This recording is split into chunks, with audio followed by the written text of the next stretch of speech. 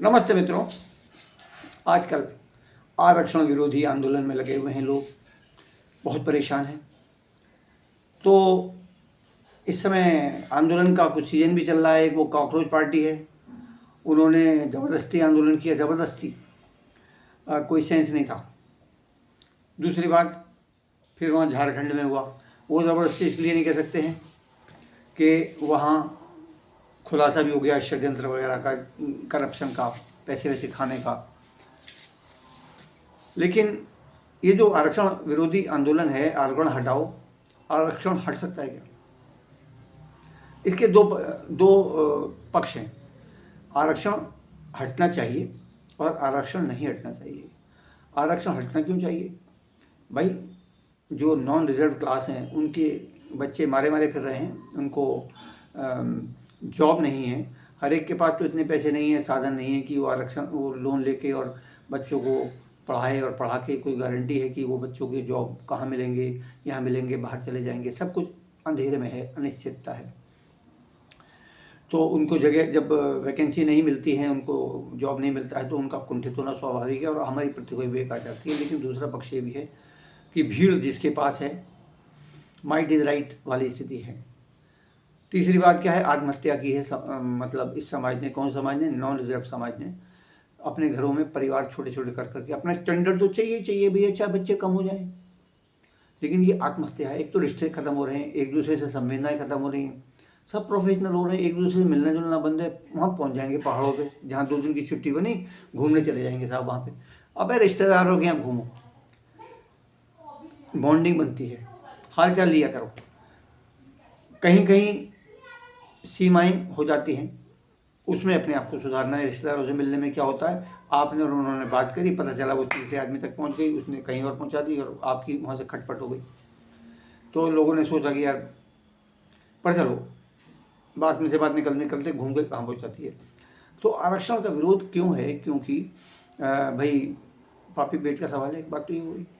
दूसरी बात ये भी है, मगर आरक्षण ना होता ना, तो जिन लोगों को आप सम्मान दे रहे हैं, उनके साथ बैठते हैं, सम्मान के साथ पेश आते हैं, हंसते बोलते उठते बैठते खाते पीते हैं, वो आप ना कर रहे होते।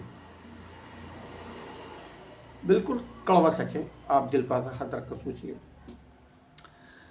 तीसरी बात क्या है कि आरक्षण इसलिए, मतलब कोई इस पर निर्भर रहने की, इस पर लड़ने की ज़रूरत नहीं है आपस में। क्यों? आपको आजीविका चाहिए ना, या आपको पोस्ट चाहिए। मैं सब इंस्पेक्टर हूँ।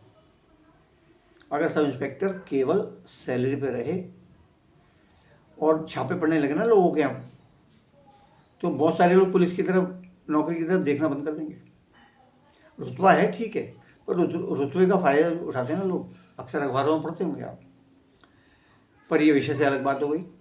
बात ये है कि आपको आजीविका चाहिए। आजीविका अगर किसी ऐसी लाइन में हो जहाँ पर लोग अच्छे अच्छे जॉब्स को बाय बाय कर चुके हों, तो कोई मायने रखता है या नहीं रखता है? ऐसे लोग हों जहाँ की उन्होंने इंटर करके या MBA करते करते उस लाइन में पैर रख दिया और काम करने लगे हों सीखते हुए, और एक भी दिन उनको एप्लीकेशन ना लिखनी पड़ी हो जॉब के लिए, और उनकी इनकम 6 फिगर हो। 6 फिगर का मतलब 1 लाख रुपए नहीं, कम से कम 3 लाख रुपए महीने के। अच्छा ये बताओ, कौन से जॉब में है 3 लाख रुपए महीना? सरकारी में बताओ, प्राइवेट में है, लेकिन वहाँ काम इतना है कि इतना टेंशन है कि लोग बस नौकरी के ही होकर रह गए हैं, वो वैसे परिवार के नहीं रहे। जीवन में संतुलन चाहिए आपको, खाली पैसा नहीं चाहिए, है कि नहीं है? मिलना जुलना बंद हो गया है।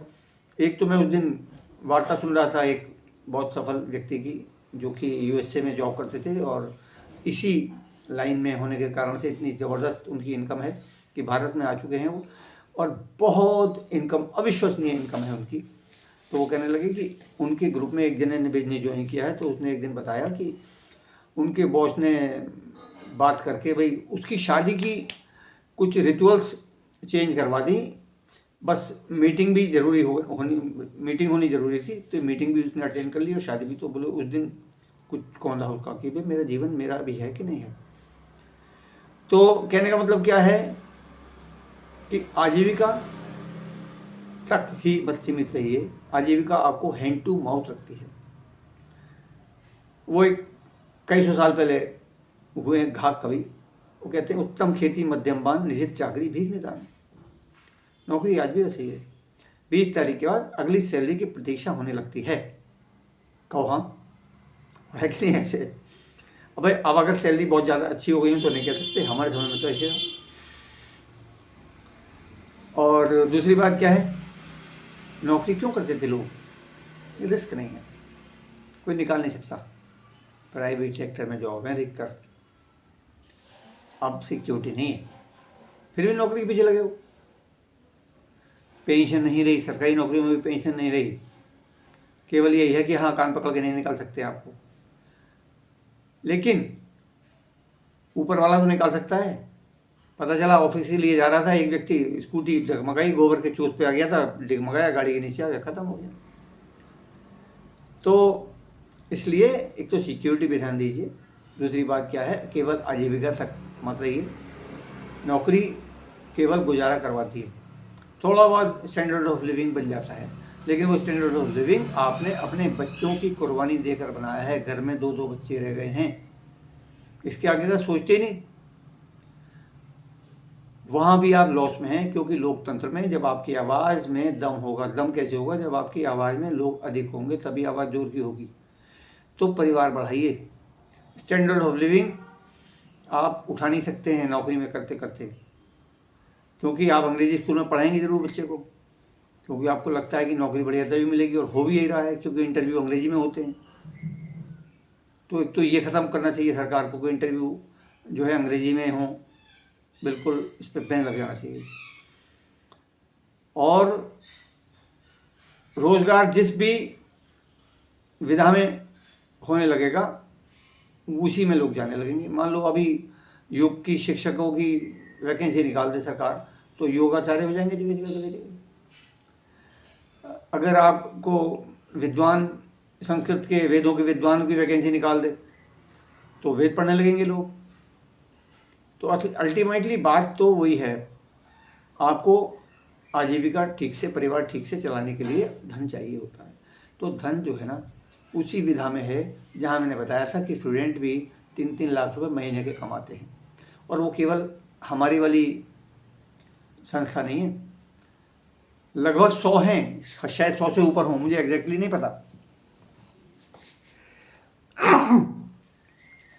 तो उसकी स्टडी करिए। अगर अनपढ़ लोग भी है वहाँ पे, 8वां पास, और एक तो ऐसा भी है जो स्कूल ही नहीं गया था, और पीएचडी भी हैं, डॉक्टर भी हैं, चार्टर्ड अकाउंटेंट भी हैं, इंजीनियर भी हैं, नासा के इंजीनियर भी हैं, आईएएस भी हैं, पीसीएस तो मैंने बोला जो जॉब से बाहर कर चुके हैं, प्रोफेसर भी हैं। तो अधिकतर लोग इनके बीच में आ जाते हैं। अगर अनपढ़ कर सकता है और आईएएस कर सकता है और व्यापारी कर सकता है को अच्छे पैसे वाला, जैसे कि गोवा की चीफ मिनिस्टर रही हैं शशिकला काकोडकर, उनके बेटे समीर काकोडकर भी हैं इसी में, तो वो उनको भी चाहिए अगर ये बिजनेस, तो आपका भला नहीं कर सकता क्या? तो आरक्षण का आप पीछा छोड़ दीजिए, लड़ना बंद कीजिए, एकता पर बल दीजिए, और आपको स्वयं ही नौकरी की तरफ देखने का मन नहीं करेगा जब आपको इधर से इनकम इतनी बढ़िया दिखाई देगी। तो आपका दिन शुभ हो, आपका जीवन शुभ हो। आप मुझसे भी संपर्क कर सकते हैं 7668338007 पर।